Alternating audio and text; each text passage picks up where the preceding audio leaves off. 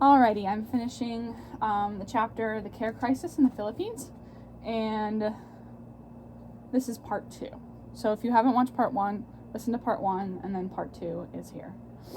Asked if she resented this extra work, Ellen replied, "No, I saw it as training, a training that helped me become a leader. It makes you more of a leader doing that every day. I guess that is an advantage to me and to my siblings as well." Ellen's effort to assist in the household's daily maintenance was another way she reciprocated for her mother's emotional and financial support. Viewing her added work as a positive life lesson, Ellen believes that these responsibilities enabled her to develop leadership skills. Notably, her high school selected her as its first ever female commander for its government-mandated military training corps. Unlike Jeek, Ellen is secure in her mother's love. She feels that her mother has struggled to be there. Jeek feels that his has not. Hence, Ellen has managed to successfully adjust to her household arrangement while Jeek has not. The continual open communication between Ellen and her mother has had ramifications for their entire family. In return for her mother's sacrifices, Ellen assumed the role of second mother to her younger siblings, visiting them every weekend during her college years in order to spend quality time with them. In general, eldest daughters of migrant mothers assume substantial family responsibilities, often becoming substitute mothers for their siblings. Similarly, eldest sons stand in for migrant fathers. Armando Martinez, a 29-year-old entrepreneur whose father worked in Dubai for 6 months while he was in high school, related his experiences. "I became a father during these 6 months. It was like, ugh, I made the rules. I was able to see that it was hard if your family is not complete. You feel that there is something missing. It's because the major decisions, sometimes I was not old enough for them.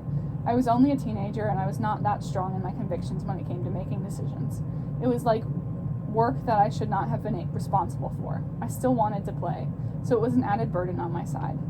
Even when there is a parent left behind, children of migrant workers tend to assume added familial responsibilities, and these responsibilities vary among gender lines.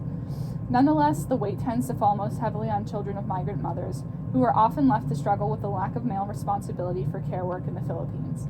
While a great number of children with migrant fathers receive full-time care from stay-at-home mothers, those with migrant mothers do not receive the same amount of care. Their fathers are likely to hold full-time jobs, and they rarely have the time to assume the role of primary caregiver. Of 30 children of migrant mothers I interviewed, only 4 had stay-at-home fathers. Most fathers passed the caregiving responsibilities on to other relatives, many of whom, like Jeek's aunt, already had families of their own to care for, and regarded the children of migrant relatives as an extra burden. Families of migrant fathers are less likely to rely on the care work of extended kin. Among my interviewees, 13 of 26 children with migrant fathers lived with and were cared for primarily by their stay-at-home mothers. Children of migrant mothers, unlike those of migrant fathers, have the added burden of accepting non-traditional gender roles in their families. The Scalabrini Migration Center reports that these children tend to be more angry, confused, apathetic, and more afraid than other children. They are caught within an ideological stall in the societal acceptance of female-headed transnational households. Because her family does not fit the traditional nuclear household model, Teresa Bascara sees her family as broken, even though she describes her relationship to her mother as very close. She says, "A family, I can say, is only whole if your father is the one working and your mother is only staying at home. It's okay if your mother works too, but somewhere close to you." Some children in transnational families adjust to their household arrangements with greater success than others do. Those who feel that their mothers strive to nurture them as well as to be good providers are more likely to be accepting. The support of extended kin, or perhaps a sense of public accountability for their welfare, also helps children combat feelings of abandonment. Likewise, a more gender-egalitarian value system enables children to appreciate their mothers as good providers, which in turn allows them to see their mothers' migrations as demonstrations of love. Even if they are well-adjusted, however, children in transnational families still suffer the loss of family intimacy. They are often forced to compensate by accepting commodities rather than affection as the most tangible reassurance of their parents' love. By putting family intimacy on hold, children can only wait for the opportunity to spend quality time with their migrant parents. Even when that time comes, it can be painful. As Teresa related, "When my mother is home, I just sit next to her. I stare at her face to see the changes in her face, to see how she aged during the years that she was away from us. But when she's about to go back to Hong Kong, it's like my heart is going to burst. I would just cry and cry. I really can't explain the feeling. Sometimes when my mother is home preparing to leave for Hong Kong, I would just start crying because I already start missing her. I ask myself, how many more years will it be until we see each other again? Telephone calls, that's not enough. You can't hug her, kiss her, feel her, everything. You can't feel her presence. It's just words that you have. What I want is to have my mother close to me, to see her grow older, and when she is sick, you are the one taking care of her, and when you are sick, she is the one taking care of you." Not surprisingly, when asked if they would leave their own children to take jobs as migrant workers, almost all of my respondents answered never. When I asked why not, most said that they would never want their children to go through what they had gone through, or to be denied what they were denied in their childhoods. Armando Martinez best summed up what children in transnational families lose when he said, "You just cannot buy the times when your family is together. Isn't that right? Time together is something that money can neither buy nor replace. The first time your baby speaks, you are not there. Other people would experience that joy. And when your child graduates with honors, you are also not there. Is that right? When your child wins a basketball game, no one will be there to ask him how his game went, how many points he made. Is that right? Your family loses, don't you think?" Children of transnational families repeatedly stress that they lack the pleasure and comfort of daily interaction with their parents. Nonetheless, these children do not necessarily become delinquent, nor are their families necessarily broken in the manner the Philippine media depicts. Armando mirrored the opinion of most of the children in my study when he defended transnational families. Even if parents are far away, they are still there. I get that from basketball, specifically zone defense. He laughed. If someone is not there, you just have to adjust. It's like a slight hindrance that you just have to adjust to. Then when they come back, you get a chance to recover. It's like that. Recognizing that the family is an adaptive unit that responds to external forces, many children make do, even if doing so requires tremendous sacrifices. They give up intimacy and familiarity with their parents. Often they attempt to make up for their migrant parents' hardships by maintaining close bonds across great distances, even though most of them feel that such bonds could never possibly draw their distant parent close enough. But their efforts are frequently sustained by the belief that such emotional sacrifices are not without meaning, that they are ultimately for the greater good of their families and their future. Jason Halili's mother provided care for elderly persons in Los Angeles for 15 years. Jason, now 21, reasons, "If she did not leave, I would not be here right now." So it was the hardest route to take, but at the same time, the best route to take. Transnational families were not always equated with broken homes in the Philippine public discourse, nor did labor migration emerge as a perceived threat to family life before the late 1980s, when the number of migrant women significantly increased. This suggests that changes to the gender division of family labor may have as much as anything else to do with the Philippine care crisis. The Philippine public simply assumes that the proliferation of female-headed transnational households will wreak havoc on the lives of children.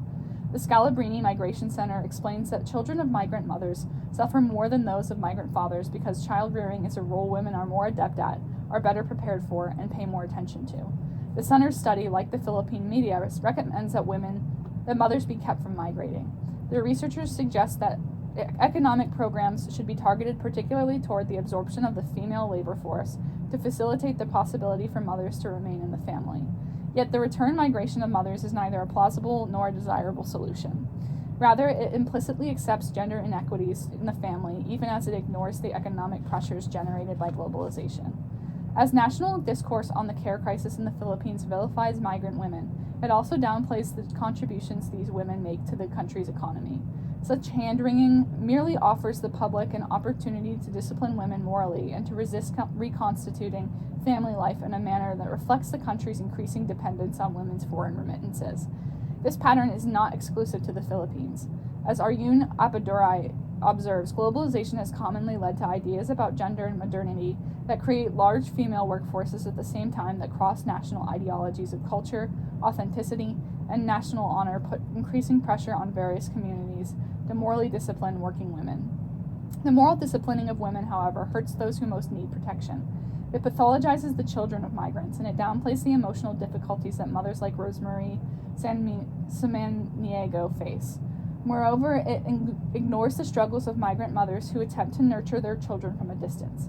Vilifying migrant women as bad mothers promotes the view that the return to the nuclear family is the only viable solution to the emotional difficulties of children in transnational families. In so doing, it directs attention away from the special needs of children in transnational families. For instance, the need for community projects that would improve communication among far-flung family members, or for special school programs, the like of which did not exist at my field research site. It's also a strategy that sidelines the agency and adaptability of the children themselves.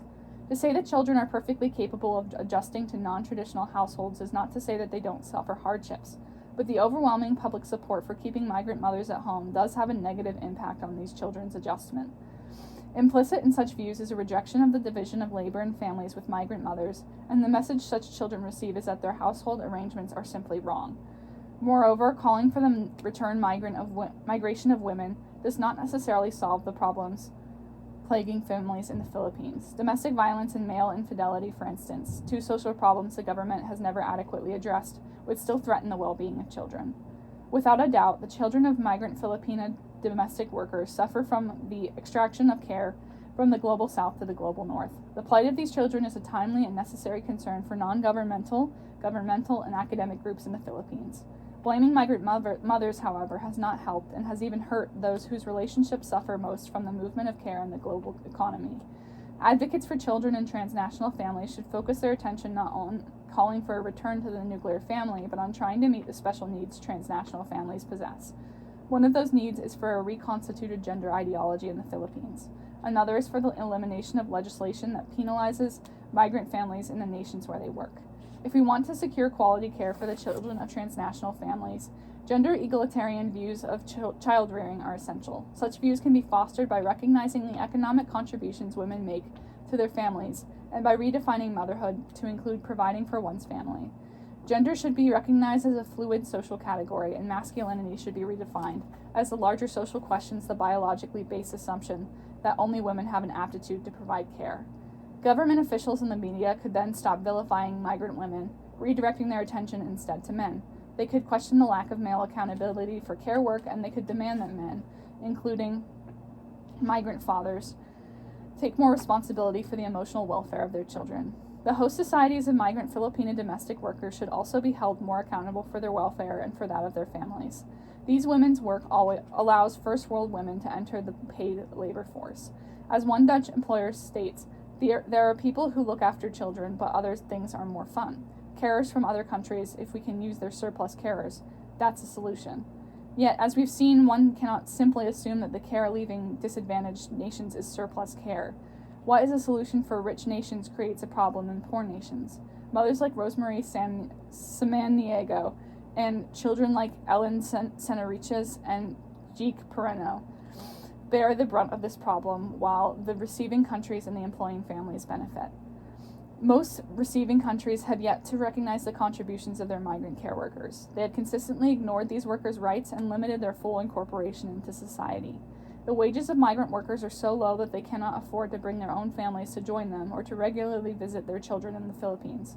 Relegated to the status of guest workers, they are restricted to the low-wage employment sector, and with very few exceptions, the migration of their spouses and children is also restricted. These arrangements work to the benefit of employers, since migrant care workers can give the best possible care for their employers' families when they are free of caregiving responsibilities to their own families. But there is a dire need to lobby for more inclusive policies and for employers to develop a sense of accountability for their workers' children. After all, migrant workers significantly help their employers to reduce their family's care deficit. And that is the end of that chapter. Next up is Blow-Ups and Other Unhappy Endings by Pierrette Hondagnu Sotelo, and I will be reading that probably tomorrow, so you can look forward to that upload, and thank you for listening. Bye!